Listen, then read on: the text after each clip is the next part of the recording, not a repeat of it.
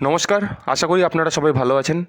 আপনারা যদি বিভিন্ন রকম হাইলাইটেড টপিক, গভর্নমেন্ট জবস এবং প্রাইভেট জবসের উপর আপডেট পেতে চান তাহলে কিন্তু অবশ্যই চ্যানেলটিকে সাবস্ক্রাইব করে নেবেন।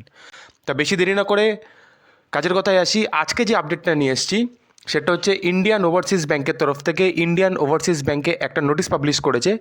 তো আপনাদের প্রথমে ওটা দেখিনি ডিটেলসটা কী আছে। ইন্ডিয়ান ওভারসিজ ব্যাংকের থেকে একটা ভ্যাকেন্সির নোটিশ বেরিয়েছে অ্যাপ্রেন্টিস পদে।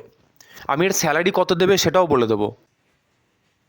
এখন না মেন একটা টুইস্ট হয়ে গেছে, এই অ্যাপ্রেন্টিস পদ এটা ইচ্ছা করে বের করছে ওরা সবাই। এখন যে কোনো সেক্টরে যাবেন দেখবেন অ্যাপ্রেন্টিস পদ। কেন?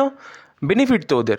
যেখানে একটা নর্মাল এমপ্লয়িকে 30, 35, 40 হাজার টাকা স্যালারি দিতে হচ্ছে, একটা অ্যাপ্রেন্টিসকে ওর অর্ধেক দিতে লাগবে।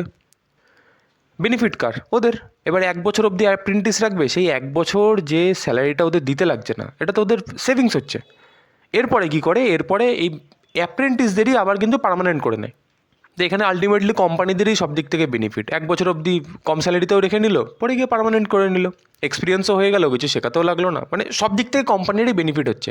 এই জন্যে এখন সবাই কিন্তু এই অ্যাপ্রেন্টিস পদটাই কিন্তু বেছে নিচ্ছে প্রত্যেকটা কোম্পানি। এখানে যদি আপনি অ্যাপ্লাই করতে চান তাহলে কিন্তু অবশ্যই ইমিডিয়েটলি অ্যাপ্লিকেশন করে নেবেন, কারণ অ্যাপ্লিকেশন কিন্তু অলরেডি স্টার্ট হয়ে গেছে 7 জুলাই এবং লাস্ট ডেট হচ্ছে 20 জুলাই। এখানে আরেকটা জিনিসও বলে দেওয়া আছে, সেটা হলো এক্সাম ডেট। হ্যাঁ, একদম এক্সাম ডেট এখানে উল্লেখ অলরেডি করে দিয়েছে ওরা, যে এক্সাম কবে নেবে। 2 আগস্ট। হাতে খুব কম সময়, খুব কম, জাস্ট কটা দিন। এখন কিন্তু কম্পিটিশান সত্যি বলতে গেলে ভালো হয়।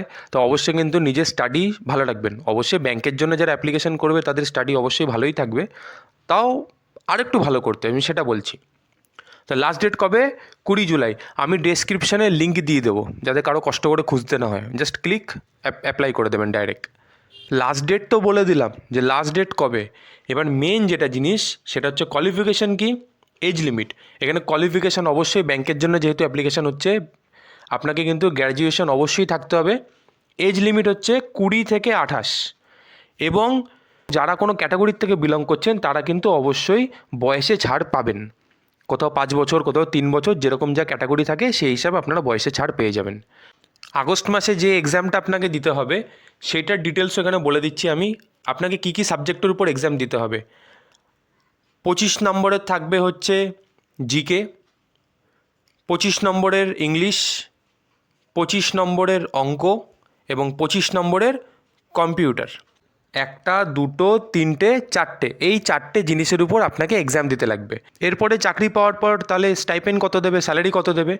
আপনাকে স্টাইপেন্ড দেবে, মেট্রো এরিয়া বলতে গেলে আমি একটা এক্সাম্পল ধরি, কলকাতা।